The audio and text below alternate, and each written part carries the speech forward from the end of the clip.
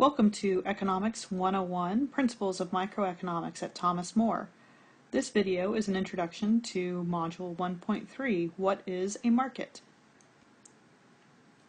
As a quick overview of this video, our main objective of this video is to give you a preview of what will be covered in this module.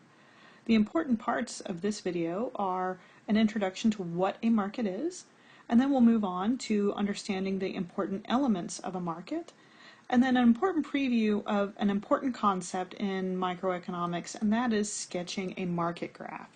As we've learned, economic models are very important to understand different phenomenon. In this example, we'll go through a market model and point out the important elements so that we can get a good grasp on that before we start. So let's start with a question, what is a market? The word market is a pretty loaded term. It can bring a lot of different images into mind, whether that's a farmer's market, or a job market, or even the New York Stock Exchange, one of the stock markets in the United States. Although these are very different markets selling very different things, they all have some of the same things in common. And that's what makes a market a market. A market is any interaction of a buyer or many buyers and sellers or many sellers. It's pretty straightforward in a farmer's market who that is, right? People who are buying food and produce, those are our buyers, and then there are people selling produce or food. A job fair is an example of a labor market. A labor market also has buyers and sellers, but a labor market is kind of interesting in that the buyers and sellers are quite different than in the farmer's market. We tend to think of businesses as being sellers and individuals as being buyers, but in the labor market, that relationship is reversed. People are buying labor when they hire people, and people are selling their own labor when they enter the job market. But in both instances, we have a buyer and a seller. In the New York Stock Exchange, the thing that's being sold is stocks. In that case, the sellers are people who already have stock, and the buyers are people who want stock.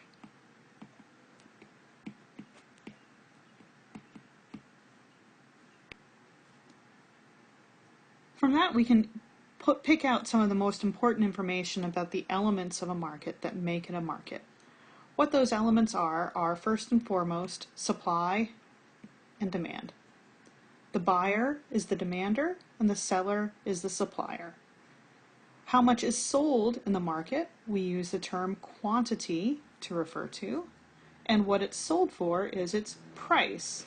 So let's think about how this might apply to each of our three different markets. In the farmer's market, the buyer of a tomato is the demander of that tomato. The seller of the tomato is the supply. The quantity in the market is the number of tomatoes that actually get sold. And the price is just how much you end up paying per tomato. What about our labor market? How is that different? So in the market for labor, people are the suppliers of labor. Firms are the demand for labor. The quantity that's sold in the market is maybe how many people are hired or how many hours people are hired for in total. And then the price in a labor market, we have actually a special price for labor, and that's the wage rate. Finally, let's think about the elements of the market for the stock market. So the stock market trades pre-existing shares. There's actually a separate market for new shares and something called an individual public offering. But right now, let's just focus on what we all think of when we think of the stock market, like the New York Stock Exchange and the bears and the bulls. So the buyer in that market, the demander of a stock, is whoever wants to buy it. The seller of the stock is whoever is supplying that stock. The price of a stock is just how much it costs for a share of that stock. And the quantity is how many shares get exchanged, so the number of shares exchanged.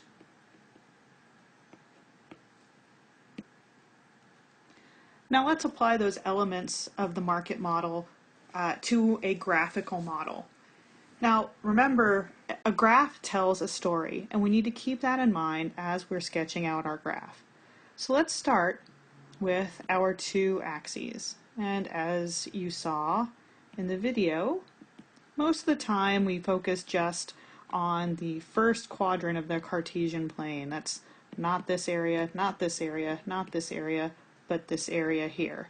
And for that reason, sometimes we don't even bother to draw the full Cartesian plane. You might see something that looks more like this.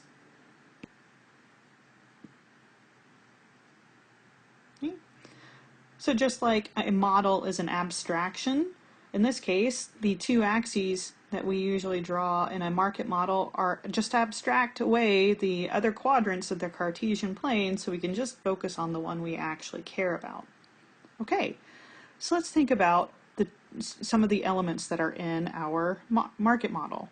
So we had supply, demand, price, and quantity. So let's start with price. So price tells us how much a good ends up being sold for. We don't know what that price is going to be at, because ultimately that's going to depend on the interaction of the buyers and the sellers. So until we figure that out, we know we're going to have a quantity for that price. There's going to be some dollar amount, right? So maybe price in dollars that represents the price that a good gets sold for.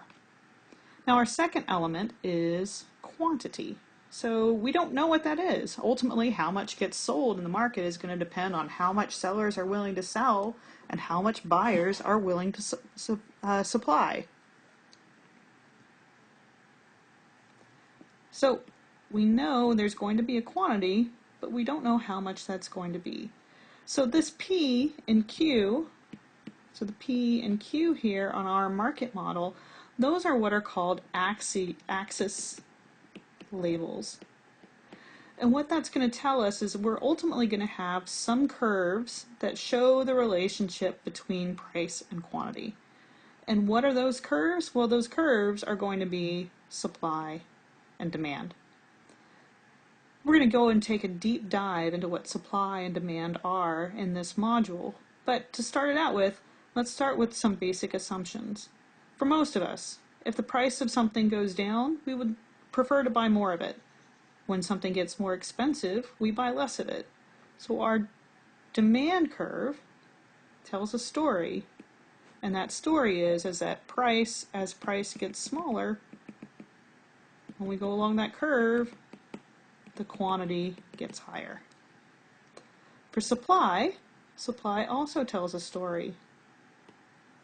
For most businesses, as the price of something goes up, they're willing to supply more. Why? Because they get a higher profit as price goes up, so they're going to be more willing to produce a good. So you can re-sketch this out, and I'm going to sketch this out slowly so you can take the time to practice. But you're going to find out a little bit more in this module about why these curves have these shapes. But I want you to take this time to start getting comfortable drawing a graph in the correct order. So let's get to it. Anytime you draw a graph, start with your two axes, your vertical axis and your horizontal axis. Second step, label your axes. And this might vary depending on what kind of graph you're drawing, but in a market graph, we want to show the relationship between supply, demand, price, and quantity. So price goes on our vertical axis, and quantity goes on our horizontal axis, saying that as price goes up, we move along in that direction. As quantity goes up, we move in that direction. Third step, draw supply and demand. We're going to do it in a different color here just to distinguish between our labels in black and our relationship in blue.